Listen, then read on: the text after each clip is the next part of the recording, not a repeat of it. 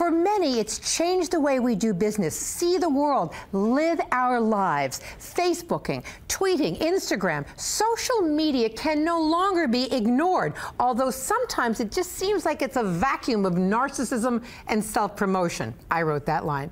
But this morning, we're going to offer a different take from a woman who uses it to make a very positive difference in the world.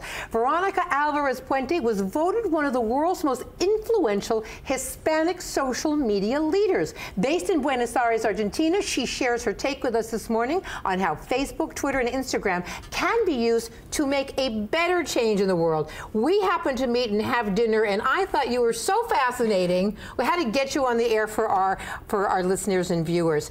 Because, you know, really a lot of times people say to me, oh, I can't take it anymore. You know, Facebook, it's just about, boy, you look great today. And then I come across someone like you who is using it 24/7 to sound really positive messages. Yes. Is it tough? It is tough. It is a huge responsibility. It's also a privilege, having the possibility of putting in 140 characters a message that goes beyond boundaries, beyond geographic boundaries, goes all over the world. Imagine, for example, that the amount of Facebook users in the world is almost 3 times the population of the States. So I'm talking about huge impact. And you thought, okay, here you are, and you've been a television journalist, you're a writer, but you realized sitting in Buenos Aires, a fantastic city, but you wanted your messages to go beyond walls. Yes, I did. And I was learning at the same time that I was teaching. And that's the fascinating thing of social media. It's a two-way conversation. Mm-hmm. Social media is about engagement, and when you do it with responsibility of what you say there, yes, because it has a fast-growing reach to yes, almost many people in the yes, world. Yes, you learn. Yeah. You learn from other people. So you learn that there's a lot to do in the world globally to have a better world. I was dreaming of coming here, of spreading my word, of knowing people who want to do good things, because there are many of them. Yes. Sometimes in silence. Yes. Sometimes wanting to do something but not knowing how. But then when you get a response to a tweet, you know, does that just, you know, your heart must be full and think, I'm on the right path? Yes, my heart beats. Yes. A lot.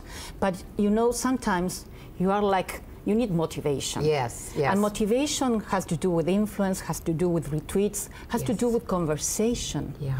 It's fascinating. I'm not from the era of social media. Yes, I have an age where I become someone who is influencing in social media, and social media belongs to youth. Yes. That's the amazing thing about that. But what you've done is you've helped bear a child of a new generation and using it in ways that many young people don't know, and you're influencing all generations. Yes. If there were themes in your messages, what would you say they are?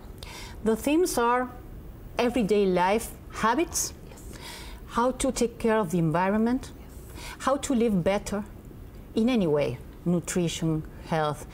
Social responsibility has to do with our day-to-day lives in every aspect. And you're constantly a reminder to folks saying, you need to take responsibility for your own life. Yes, because you know, the only thing you can be certain in this world of is of taking care of yourself.